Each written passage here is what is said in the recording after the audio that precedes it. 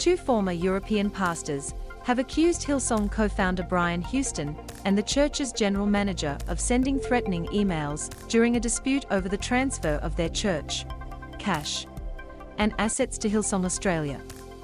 Key points. A 7.30 investigation has found Hillsong expanded its property portfolio partly by taking financial control over other churches.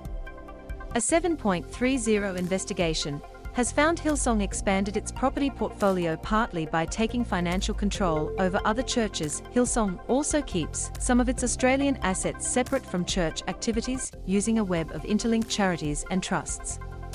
Hillsong also keeps some of its Australian assets separate from church activities using a web of interlinked charities and trusts. Hillsong boasts more than 120 churches across 30 countries.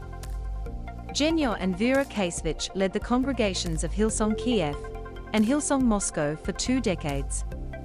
They have spoken to 7.30 for the first time about the circumstances behind their sudden departure from the megachurch. It comes as the Pentecostal juggernaut faces one of its worst crises since its establishment in the early 1980s. Last month, Hillsong's Sydney-based global pastor Brian Houston resigned after the church revealed it had received complaints from 2 women about his behavior. Since then, 9 Hillsong branches in the US have broken away from the church. Now, the former lead pastors of the Kyiv and Moscow churches say they too attempted to break away from the church in 2014. They say they ultimately chose to hand over their churches and assets after Brian Houston threatened to open a rival Hillsong church in Kyiv. Vera and Kasevich are speaking out for the first time about the takeover of their church. Documents signed by Hillsong Australia General Manager George Agajanian show that Hillsong Church Limited requested the Kasevichs make a voluntary donation of the proceeds of the sale of a property, as well as over $230,000 in cash. "I was in an impossible situation," Kasevich said. "No matter what decision you make, you lose." At that time, the Kasevichs were planning to emigrate to the United States and were in the process of applying for US residency. Hillsong had agreed to assist them in dealing with US immigration. In one email obtained by 7.30, George Agajanian writes that he can make things very difficult for them with the American authorities. A screenshot showing George Agajanian's email to the Kasevichs. In another email, Brian Houston warns that Vera and Kasevich have a lot to fear, and that his general manager has a lot of useful information for the US Embassy about the former Hillsong Kyiv pastors. Basically, Brian Houston said, "This church is mine. I will make your life small. I will squash it," Vera Kasevich said.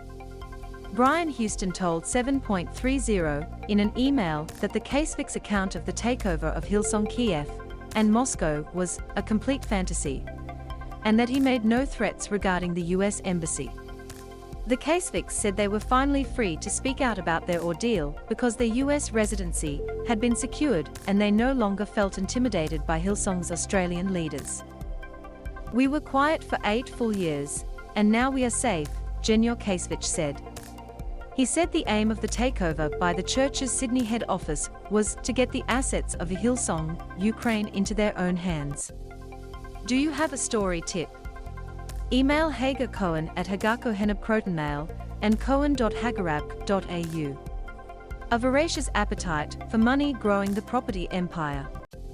A 7.30 investigation has uncovered how the Sydney-based Pentecostal church has built a property empire, partly by taking financial control over other churches in Australia and globally.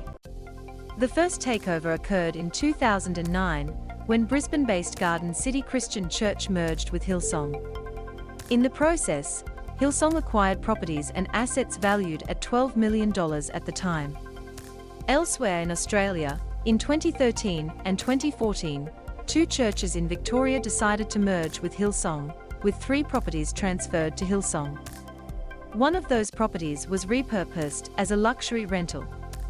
In 2015, a Gold Coast church agreed to merge with Hillsong, transferring ownership and the mortgage on its Upper Coomera church building. Hillsong has built a property empire since its establishment in the early 1980s. A year later, 2 churches in Darwin valued at more than $2 million were also transferred to Hillsong. In 2020, a church hall at Joondalup in Western Australia, worth an estimated $2.5 million, with a small mortgage owing, was handed over to Hillsong. As a registered charity, Hillsong is not required to pay taxes, such as stamp duty, on any real estate that it acquires. A previous congregant from one of the churches that merged with Hillsong has told 7.30 that he never supported the move. Lance Goodall, who attended Brisbane's Garden City Church, said a vote of church members at the time decided overwhelmingly to install Brian Houston as their senior pastor, but he felt that the discussion at the time glossed over some important questions. Everyone was encouraged to consider the merger as being the best possible choice for the church going forward, he said. It was perplexing, to be honest with you. Garden City Church eventually transferred the ownership of more than a dozen Brisbane properties to a Hillsong charity, with no money changing hands. Lance Goodall attended Brisbane's Garden City Church and didn't support the merger with Hillsong. Lance Goodall says he was always skeptical about Hillsong's motivation for merging with Garden City. One of the key objectives in the takeover by Hillsong is the acquisition of property and assets, he said. However, it's not only properties that Hillsong acquires at no cost. 7.30 tracked down a church whose funds ended up under Hillsong control. Jamie San Martin, a previous assistant pastor at the Botany Spanish Church in Sydney in the early 2000s, said when his church joined the Hillsong family, the church had to transfer all of its funds to a Hillsong account. Jamie San Martin was an assistant pastor at the Botany Spanish Church in Sydney in the early 2000s. They controlled everything, Mr. San Martin told 7.30. Mr. San Martin had helped seal an agreement with Hillsong, which he hoped would help his small congregation with administration and pastoral duties. But ultimately, the relationship turned out to be just a financial thing, he said. We were having difficulties accessing our own funds, Mr. San Martin said. Hillsong were beginning to show signs of having a voracious appetite for money. Mr. San Martin's church separated from Hillsong in 2002. Hillsong's expansion into the US. In 2010, Hillsong established its first campus in the United States and has since expanded to 16 locations. Since then, Texas-based private investigator Barry Bowen has tracked Hillsong's property expansion across the US. He told 7.30 that it's highly unusual for a charity to grow so quickly. Mr. Bowen works for the Trinity Foundation, which is dedicated to investigating church. While he didn't find violent activity, he did find a large number of properties that Hillsong owns across 3 US states. This condo in Los Angeles is owned by Hillsong. It owns at least 3 condominiums in New York City. It owns a $3.5 million home in California, he said.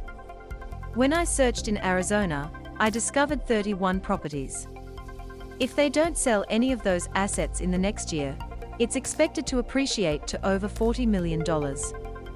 In Australia, 7.30 found that some of Hillsong's biggest assets are separated from the church's activities through its use of a web of interlinked charities and trusts.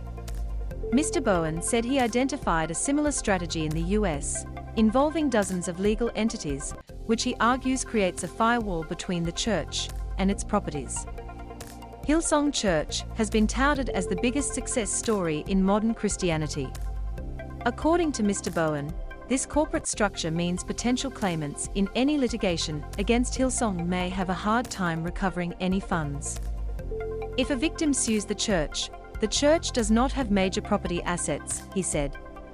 The church is limited in what it can pay for a judgment. This protects the church financially from large lawsuits. Brian Houston drawn to success.